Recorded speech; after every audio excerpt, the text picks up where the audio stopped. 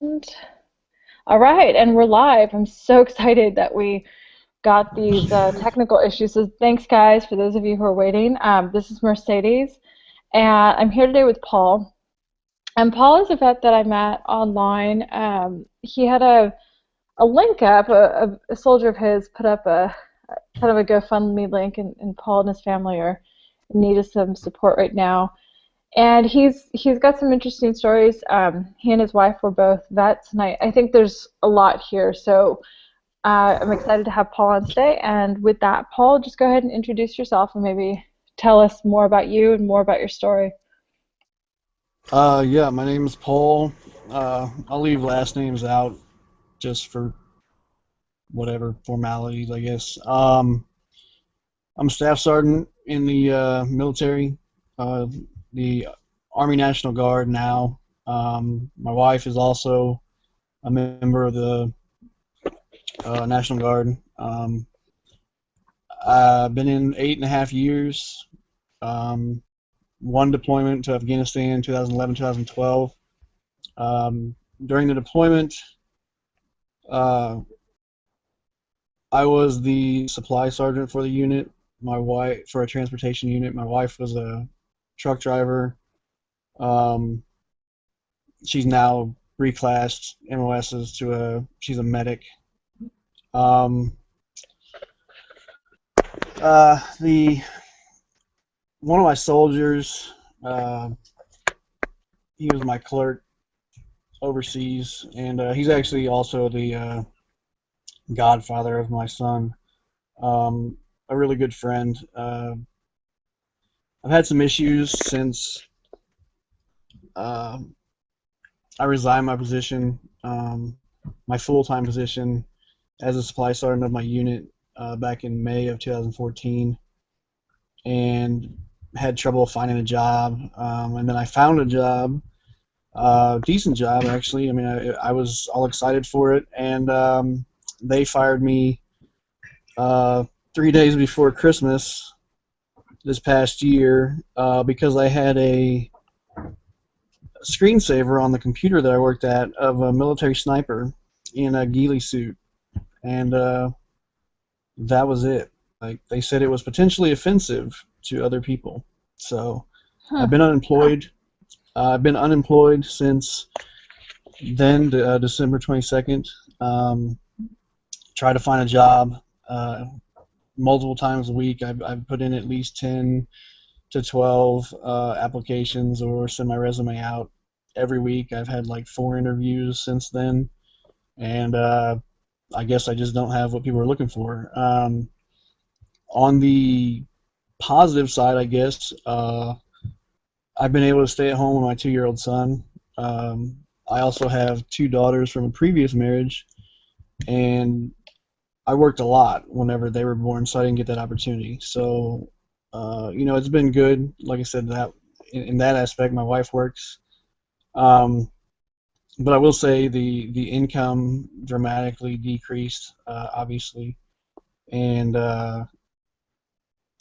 we had to move. Like we lost our place. We had to move into my in-laws' basement. Uh, that's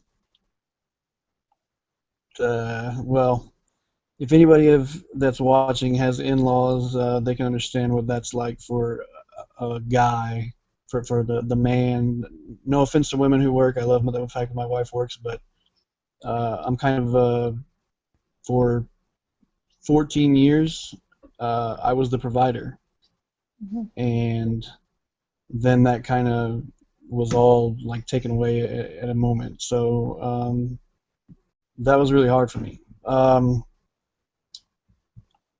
I have a claim in the VA for PTSD. I have some issues. Personally, for me, I don't feel that I that my issues um, are worse than anyone's. Actually, I think mine are minor. I have some memory, pretty significant memory issues. short-term memory. I got some nightmares occasionally, some head injury stuff, but uh, I take like I take like 18 pills a day, which is ridiculous. I'm 35 years old. January of this year, I actually had a mini stroke. Uh, they don't know why. The doctors they did every single test that you can have uh, to test somebody who had a stroke, and all of mine came back positive, and they're still not sure why. They said maybe because of the head injuries that I've had over the time, all of which did not come from the military. I used to play rugby, and I used to fight MMA. So um, I've had 32 concussions, been knocked out 11 times over the span of my life, and they said that uh, some of the dead tissue that's like in frontal lobe here may have broken off and caused my stroke. Mm. Um, Again, my you know when my former soldier set up this GoFundMe thing, I told him to take it down originally because I was, I looked at the site and I see the people on there that have these accounts. I mean, they got cancer, or they're losing like they need a kidney, or it's the husband died and the family, has nothing. And I told him I didn't feel like my situation warranted, other people trying to help me. My thing is I got accepted to a master's degree program for acupuncture and Oriental medicine in Portland, Oregon. I currently live in Missouri. So it starts this fall. It's the #1 school in the nation for this program, and I'm really excited about going. But I want to take my wife and I want to take my son. And by the time school starts, I would have enough money for me to go, but not necessarily for my wife and my son. Um,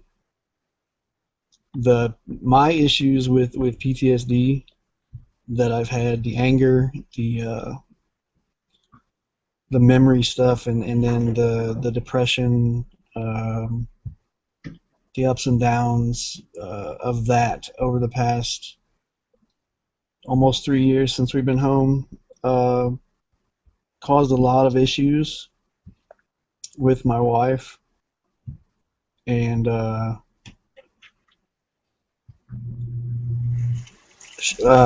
she's a great woman. Is all I can really say. She has stayed with me, waiting for me to get out of the rut that I was in. Which talking to some other people that I deployed with, or people who've been on multiple deployments, um, the PTSD that people face, it is difficult for your family to deal with. And even though she was deployed, she actually was diagnosed with PTSD too, but she doesn't. Hope she won't see this, but she doesn't want to admit it, because she's one of the. I will say what I've learned. There's a couple reasons why people don't want to say that they have PTSD. One, they're for me that I've learned. One, that they're afraid that it'll make them look weak, uh, or that they're lacking, or they're inferior, or they're embarrassed or something. Um, Two, if you're still in the military, uh, you start talking PTSD, you start going to the VA, you start uh, getting profiles like I have, and then people start, you can't carry a weapon, um, and people start looking at you, and there's judgment, and even though they may not say anything, you still feel like you've done something wrong because you've admitted uh, that you have a problem, that you have some things that you're dealing with. And I don't know how it is for other vets, active duty, other states even, but where I'm at in Missouri, the you're just looked at, like, so you're just looked at differently. You just looked at not by everybody, but you are kind of judged, I guess. And then so that's why my wife doesn't want people to know. That's why she hasn't told anybody within like her unit or whatever, because it could be a career killer for for her military career, and she loves it. She absolutely loves what she does. Um, my deployment was more mental. I mean, I saw some things, that many people have seen worse, but I saw some things that uh, just would bother the ordinary people. And mine was more mental. By the end of the deployment, I literally was just mentally. It broke me. It broke me mentally. You know, my job was not necessarily dangerous as the guys going outside the wire. I mean, now granted, we took IDF every, well, I'd say 4 times a week and every Saturday. Literally every Saturday at midnight, you could set your watch to it. Um, but like I said, I felt like ashamed to uh, to even say that like I had PTSD. You know, I said I said I was a supply sergeant. People are gonna laugh at me. People are gonna be like, "What the hell did he do?" Uh, for all of you that are in the military or have been in the military, uh, I will say I had my commander was not a good commander, and I'll leave it at that. I'm not going to bash him, but I managed $142 million worth of equipment, and he didn't care. So I had a lot of stress, but and that just that part of it beat me down. Just mentioned that just broke me. I started to lose my just my mind by the end of it, um, trying to do my job. But still, I didn't want to file a claim. I didn't want to go to the VA whenever I got back. My wife, that the first time that she said that she wanted out, uh, said she was done. Well, it was a wake up call because I said, "What do you mean you're done? Like, I mean, we were fine."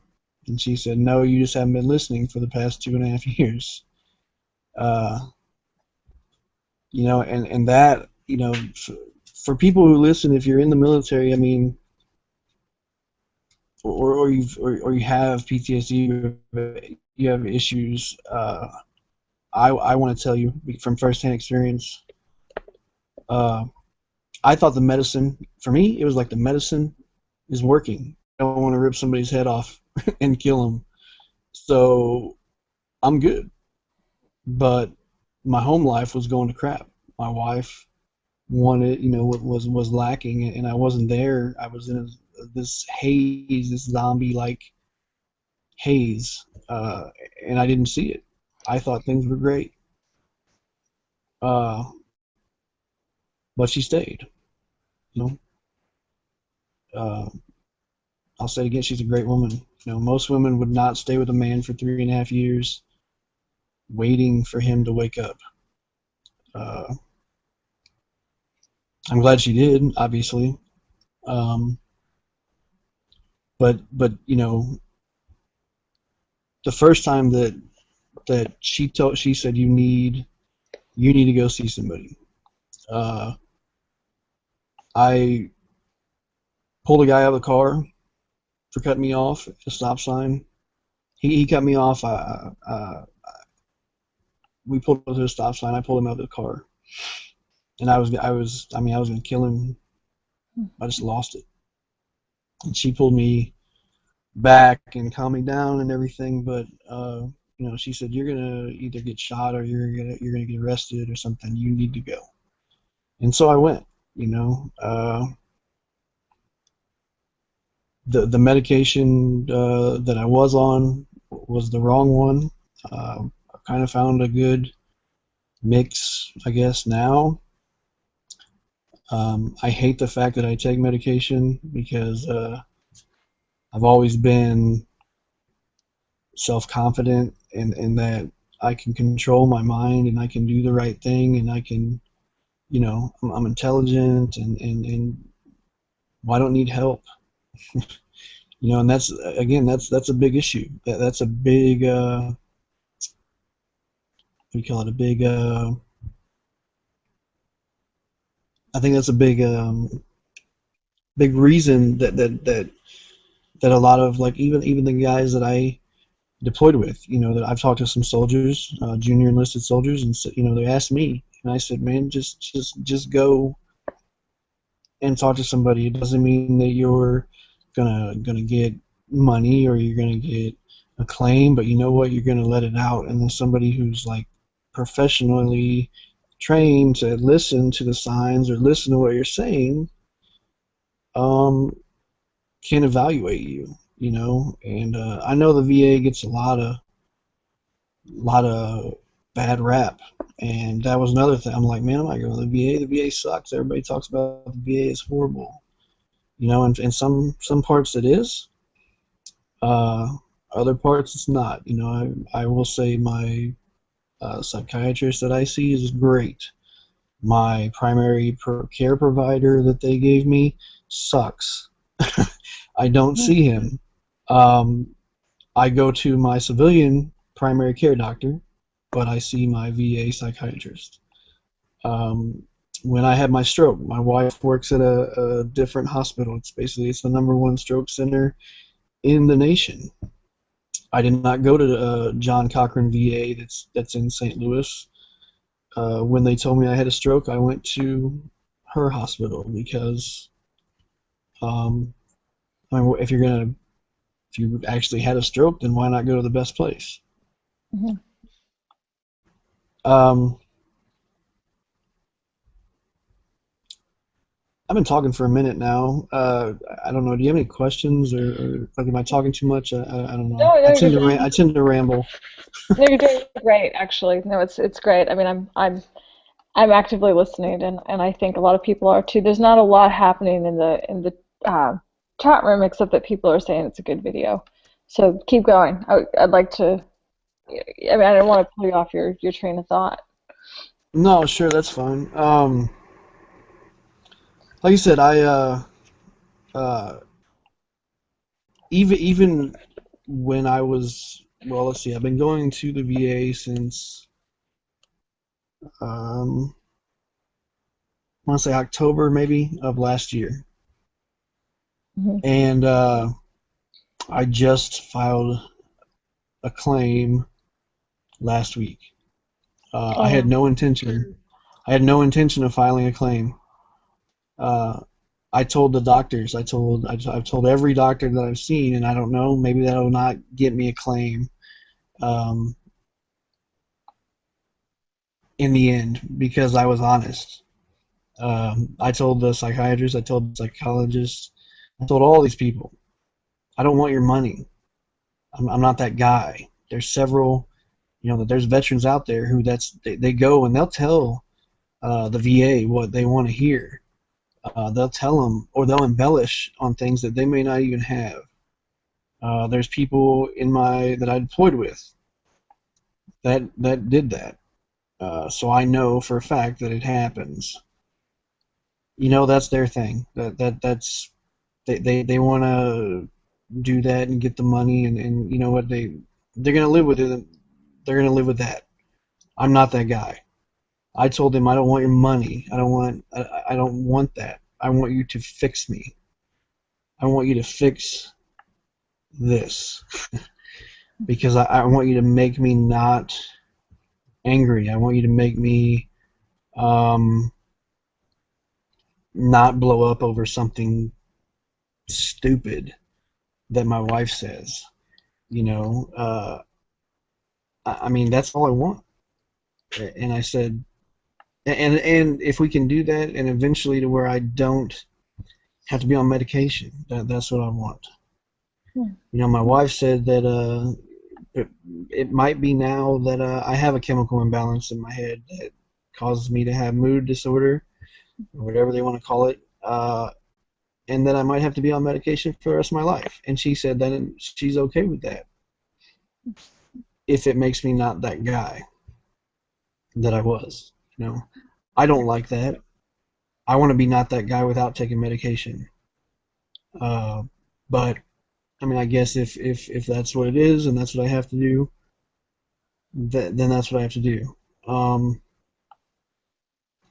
so when the only reason that I decided to file a claim is because, again, I'm trying to move to Oregon, and my ETS, my date of when my contract will end uh, for the National Guard is 2019. Um, I am willing to fulfill my end of the bargain. I signed the dotted line. You know that I said I will serve this long, and I'll do it. I'm a man of my word. But the state behavioral health people have placed a profile because of my issues, which is basically it's a you have numbers, you have ones basically that you want like all ones, and I have a 3 in that particular behavioral health category, which means that I'm not allowed to carry a weapon. And when they first put that profile on me last November, I was pretty ticked off, and I wanted to say, and I told him, I said, you know what, then just kick me out. I mean, you might as well, because I'm not a soldier. You know, a soldier has the ability to carry a weapon. Plus the fact that I'm a staff sergeant. You know, I'm an NCO. I have people under me, and you're going to tell me that I can't carry a weapon. So when we go to weapons qualification, I'm supposed to lead by example and tell my soldiers, hey, do a great job. Go out there and shoot. And then when they say, hey, well, what about you, Sarge? No, don't worry about me. You know, that to me, that's that's crap. Yeah. Um, So it sounds like, I mean, it's kind of they almost re-stigmatize because you're dealing with the diagnosis, and then on top of it, there's the stigma again, even when you're in, which I didn't know that they don't let you even have your weapon while you're in. well, it's again, it's that's that particular profile Hmm. that they put on you, you know. But it it can be reduced to a 2. It won't go back to a 1 because I do take medication, but it can be reduced to a 2. Uh, and I'm trying, and I trying to get it. They extended it again. They extended it again for the 3rd time until June. And I said, look, I'm leaving. I'm moving. I'm going. There's no stopping me. I'm going to go to this school. I'm going to move to Oregon. Um, Leaving, mid-August. I need you to make this a 2 because I can't do a transfer to the Oregon National Guard with a 3. I mean, why would any? I mean, that's just common sense. Why would a unit want to take a guy who can't hold a weapon? So they were kind of dicking me around, saying, "Well, we'll see, blah blah blah, whatever." Can And you explain I told, can you explain the sorry, classifications to me? Can you explain what those levels mean to those of us who are civilians? Because I mean, you well, explained it briefly, but I'd like to know a little bit more.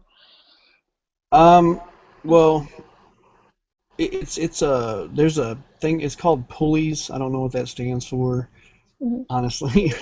Okay, that's okay. But you have okay, so you have like it's your health. scores, I believe, and basically like you have um, like your vision, dental, um, behavioral health, these type of things, and you want ones across the board. One is like no issues, Mm. um, and then like a two. I know of one like a what do you call, on dental. Dental's a big one. Dental, you have different classes, so you have like uh, class two, class three, class four. Class four most of the time just means that you haven't or it could mean that you haven't had a dental exam in a year, and so you're due for one. Class three means you got some funky teeth and you need some things pulled. Class two is uh, you might have like a filling or something, that you need, and then you have one that you're okay. Um, but for me, uh, the the main one for me is the behavioral health, and again, it's obviously if you have no issues, you have a one. Um, for me, it's a three on the. Actually, I just pulled it up. I was looking. You can Google pulleys and look on Wikipedia, but it basically is it's a military physical profile, and so like the P is for physical capacity, U is for upper extremities, L is for lower extremities, H is for hearing and ears, E is for the eyes, and the S, the last one, is for psychiatric. Um, so like if you don't have any heart conditions or whatnot, uh, for like the P, then you'll have a one. If you don't have any hand or arm or spine injuries or whatnot, you'll have a one in your U. If your legs are good, like one of our guys had plantar fasciitis, and I think he has a two for that because he has to wear insoles in his feet when he Mm. runs so like, and then your hearing in your ears, like me, I got a little bit of hearing loss in my right ear, but I still uh, pass the uh, the hearing test when we have it. So hold on one second, I gotta plug in my phone.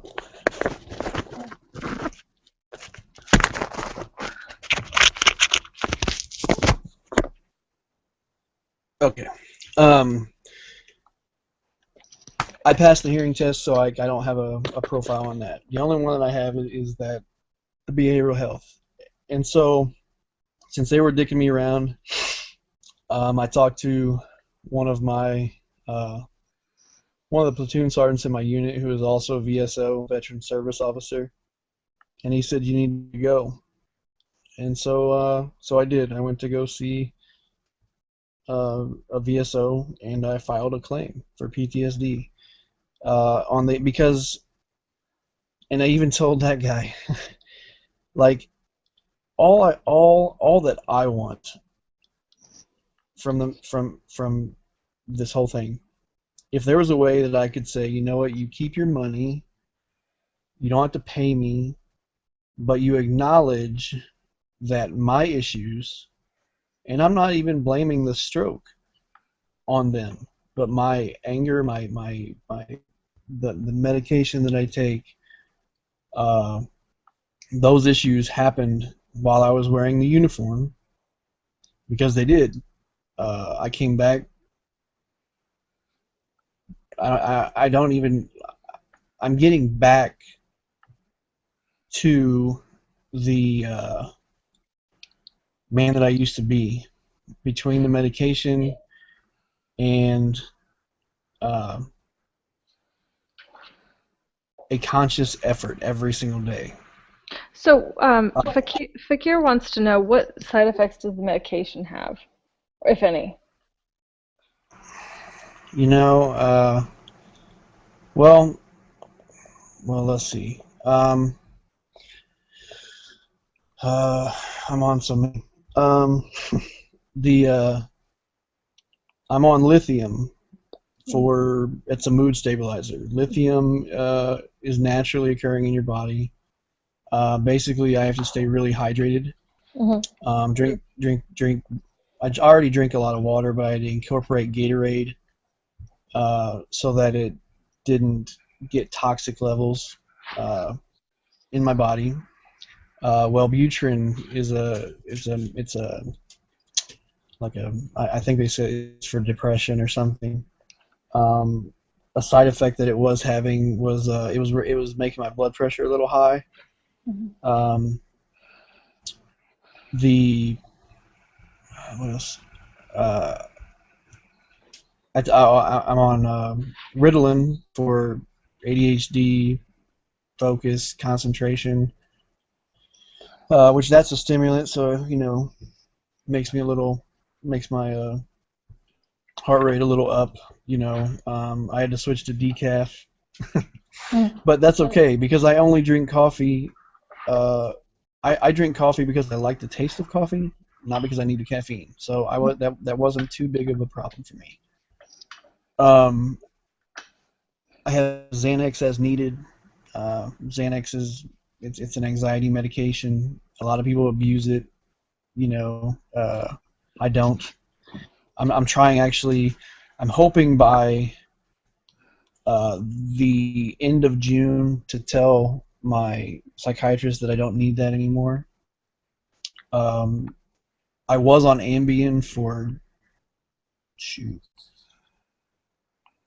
3 years. That's a sleeping medication because I couldn't fall asleep, Mm-hmm. or I would wake up and couldn't go back to sleep, or a lot of sleep problems. But I told her, I guess it was 2 weeks ago at my appointment. I said you can cut that one out. I don't need that anymore. Um, the I'm on two different, and I take a cholesterol medicine. I take an aspirin. There's no real side effects with those. Um, I take another. Uh, it's right here. Guanfacine something. It's another ADHD medication, but it also is a blood pressure medication. So it's dual effect to lower my blood pressure. They were concerned with the blood pressure, obviously because I had a stroke. Everybody's, oh, stroke, this guy. Mm-hmm. I I was at the gym 3 days later uh, when I was released from the hospital because when they told me I had a stroke, I was like, pardon my language here, I was like, I'm not having a fucking stroke because I've seen people that have strokes, their face droops, left side, whatever goes numb. I didn't have any of that. Now on the MRI, yes, there was a blockage up here in the brain. You can see it. It's visible, and that classifies as a stroke. But they told me that because of the head injuries, that apparently I could have had several of these over the past years and not even known it. Hmm. But again, it's just like if you've had a heart attack now. Precautionary measures. They gotta give you all these pills to make sure that it or try to prevent it from happening again.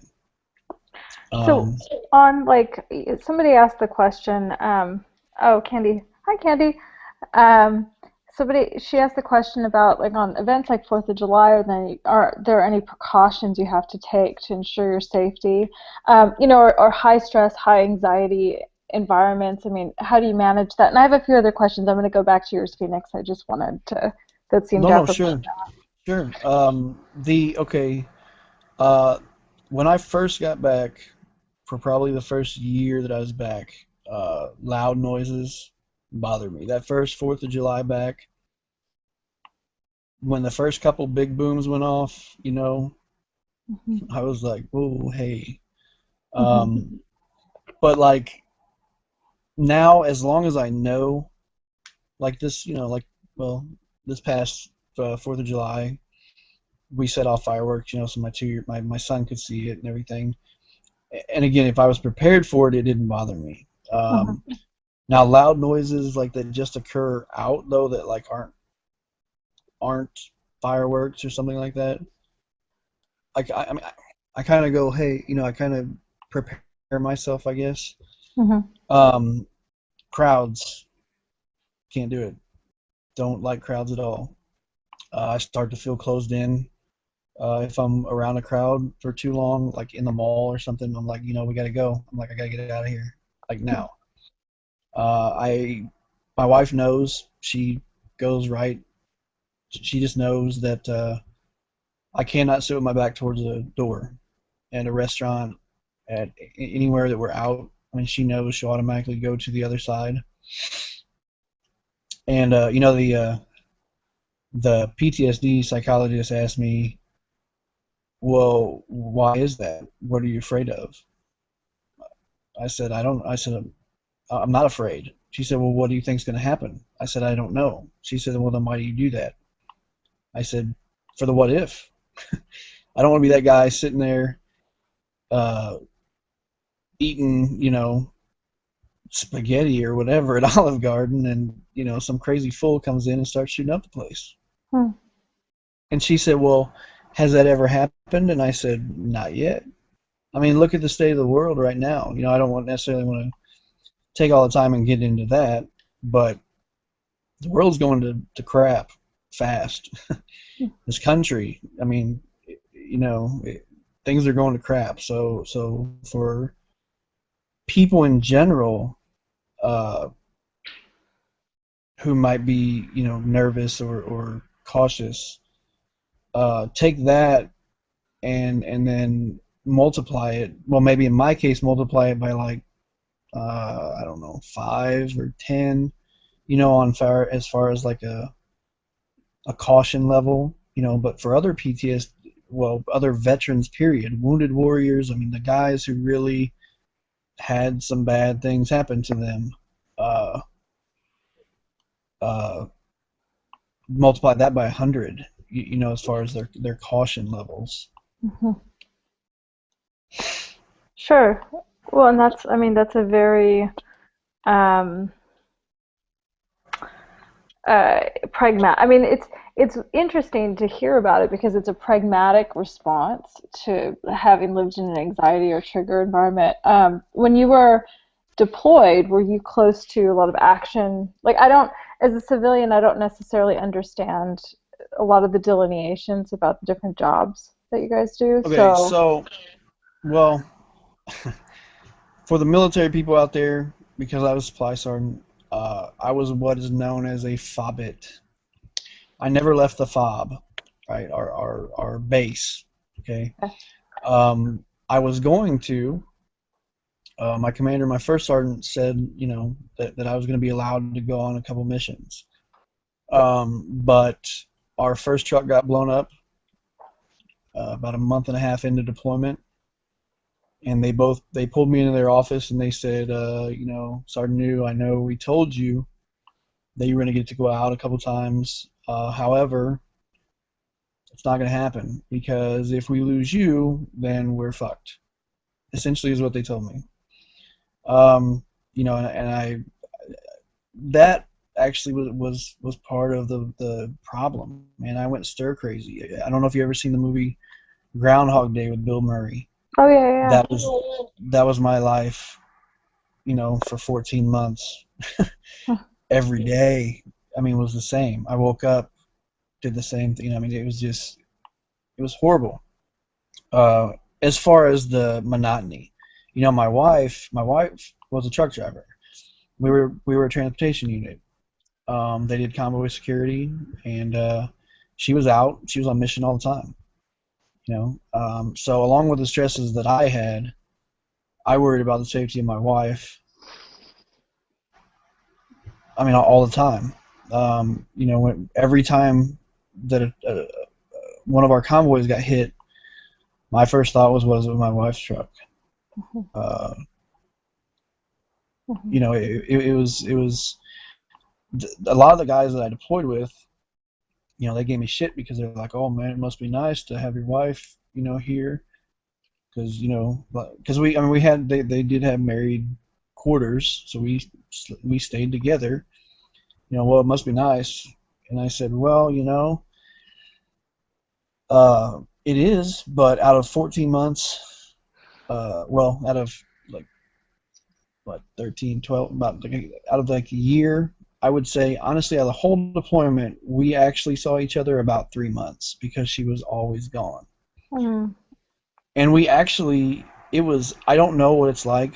I cannot speak for somebody who had a loved one, man or a husband or wife deployed with them at home. I can't speak for the feelings that they felt, or how that affected them at all. But I can tell you to be deployed with your spouse. For us, for me and my wife, we almost separated. It was horrible. Mhm. You would think, oh well, man, they're together, and things. Oh, it sucked. We almost split because we argued constantly. I was stressed, so I wanted to vent. Hey, here, how's your day? Well, blah blah blah. Yada yada, this, that, and the other. Well, you just came off mission? My wife just came off mission for a week or 12 days, however long she was gone, and she wanted to vent. Well, then it became a pissing contest. Well, yeah, but what do it was. Well, yeah, that sucked, but I mean, you're in a truck, you're driving, whatever. And then for her, it's like, oh well, you're sitting in an office all day. I mean, it was horrible. We picked at each other because trying to compete for whose day was worse, and that was crap for us. It was difficult. Again, so other than IDF, which is indirect fire, they basically, like I said, they fired rockets, mortars, whatever, on a daily basis, like every Saturday, and it would hit various locations around the base, whatever. Um, I had about a dozen that were danger close to where I was at. Shook the bee hut that I stayed in, crazy. And I mean, I thought, uh, I rolled off the bed, got on the floor. You're supposed to put your helmet on and your vest on and run to a bunker. Mhm. That that didn't happen. I rolled on the floor and said, you know what? If I'm gonna die, I'm gonna die right here on the floor. I mean, that was kind of actually how we all were, honestly, in our unit. It was like, I mean, I'm gonna why run to the bunker? Because if there was a direct hit on any of those bunkers where we were, you weren't gonna make it anyway. So why Mhm. not, just sit there? But now my wife was on mission. My wife was getting shot at. My wife was getting RPG'd. My wife was getting trucks in her convoy blown up. you know, there was so again, people. For me, for me to even like say that I have PTSD or I have some problems, uh, I don't feel right. Hmm. Uh, So Phoenix actually asked, do you think that there's a gender difference in how, I mean, is it like generally female soldiers cope better with the stressors, or do they have an easier time assimilating when they get back, or is it just a case by case? What's your experience with that? um, you know what? I think it's the individual. Um, my wife, I would describe her as a duck on water. You know, on the surface, just happy little duck. Everything looks fine. but underneath those feet are going, going, going. Uh, she can she portrays that she deals with things uh, and deals with it just fine. I think that she would do well to talk to somebody. I don't pressure her though. You know, that's her choice. But I think that, you know, maybe eventually she might want to. We had 20, we had 23 females with us in our unit, and they were all different. You know, there were some, you know, let me just say, like, for people, I don't know, I know, you know, in the news, it's this crazy new thing that women in combat roles, you know, that this whole new, oh, we're going to allow them to go in combat roles. Maybe combat MOSs, yes. Combat roles has been going on for a long time. For a long time. You know, my wife drove, uh, TC'd, gunned, I mean, everything in a truck. You know, they're in harm's way. Um, some of those girls, some of the ladies that were in there that were gunners or did that, they seem to be fine. You know, they seemed, you know, others were, and don't I don't want to offend anybody by saying this. That some of them were quote unquote air quote girls when it came to the, you know, their the way they dealt with things. Uh, and I say that, like I said, I don't, the typical stereotype of girls, you know, that they're not soldiers. Like some of the women were soldiers. You know, yes, they were females, but they were soldiers. They had a job. They knew what they were doing, what they were supposed to do. And then others, you know, were like, oh, I can't do that. You know, I'm da da da da. I might break a nail, or I mean, I got it. You're female. You're pretty. You know, things. I mean, these stereotypical things. However, you joined up. You signed up. You knew that you were deploying. You knew that you were going to have to do some things. So, you know, for me, it suck it up at that point. But that would be female, male. It doesn't matter. You know, and I mean, I tried. Uh, I the guy, my soldier that set up the GoFundMe account, he was there with me every single day. I would say my poor computer, my poor desk. I literally cleared my desk of everything probably 3 times a day because I was so angry at something that was going on. Um, so, you know, that aspect of things was how I dealt with stuff. But no, I don't think there's any. To answer your question, I think that it's just the individual person. However, you know, however you are is how you're going to deal with it. Uh,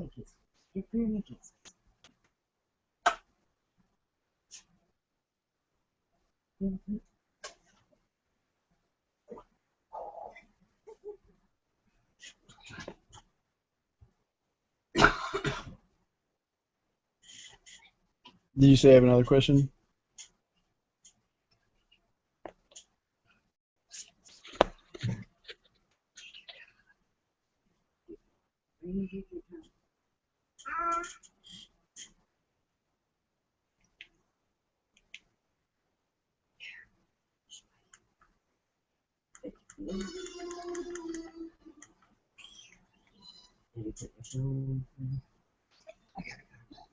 Okay.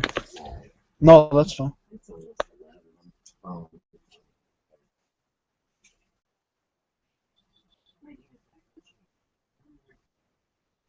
They're in that box. That's fine. I got it.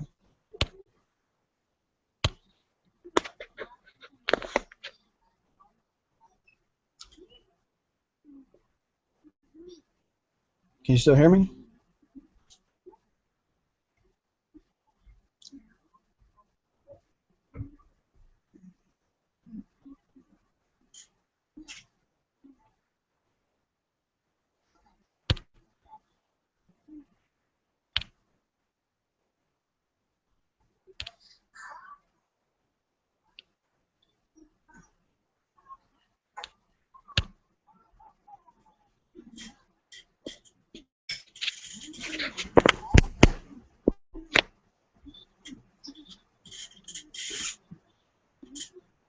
I don't know if you're still there.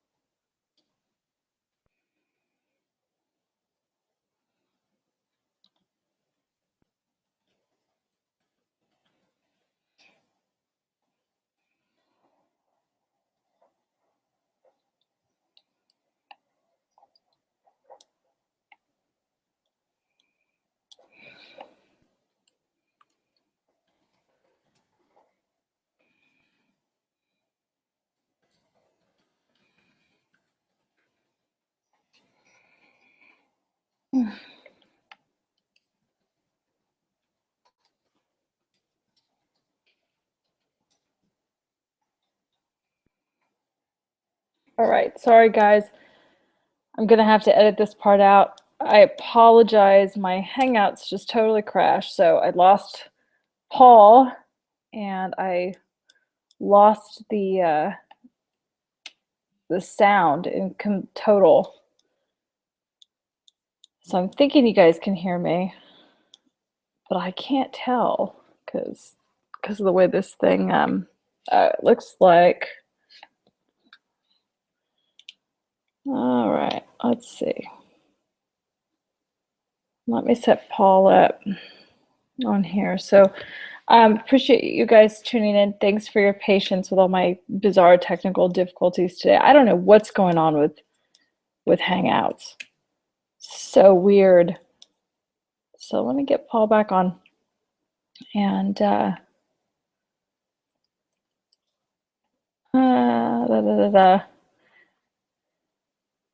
sorry guys.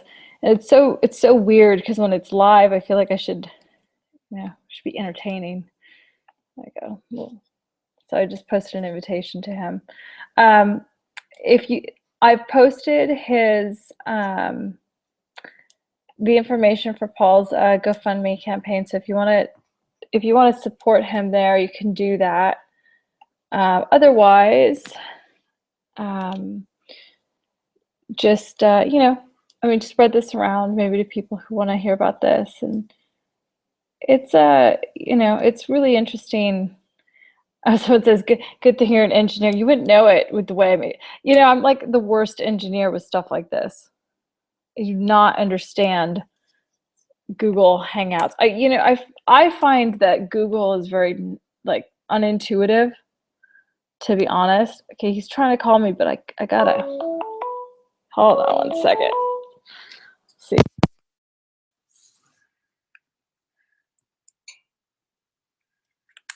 All right.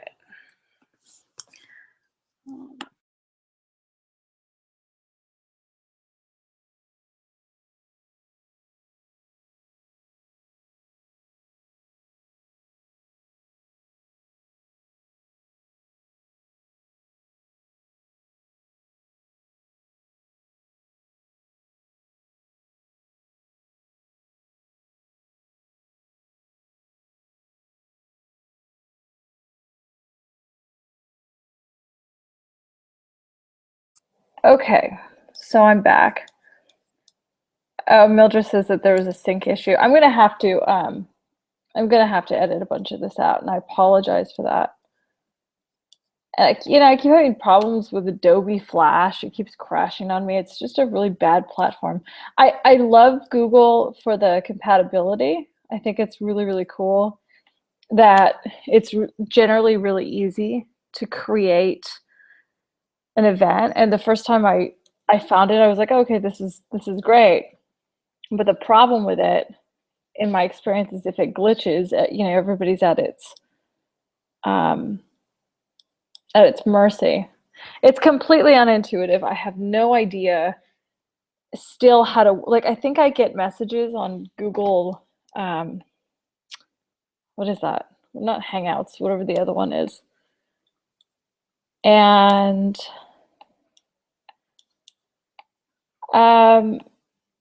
yeah, so I mean, I don't get it. So we may have to end this stream if I can't get him back on, and then just do a part two. And I'm leaning towards that's what's going to happen. So I'm sorry about that, guys.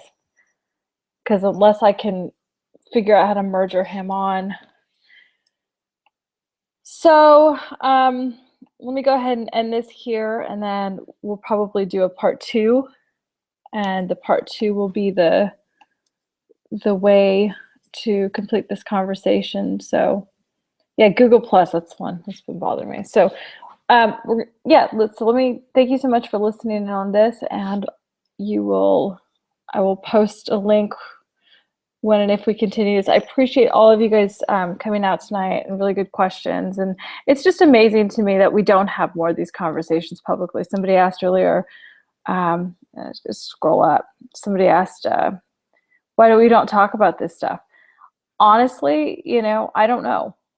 It actually really bothers me that we don't. So that's why we're doing this here. That's why I can plan to continue doing these. If you're a vet, you want to come on and chat with me, tell your story, as much of your story as you want, that'd be great. You're always welcome to hit me up on Twitter at the Mercedes XXX, or if you're on this channel, it should go straight to my Google Plus. You can always contact me there.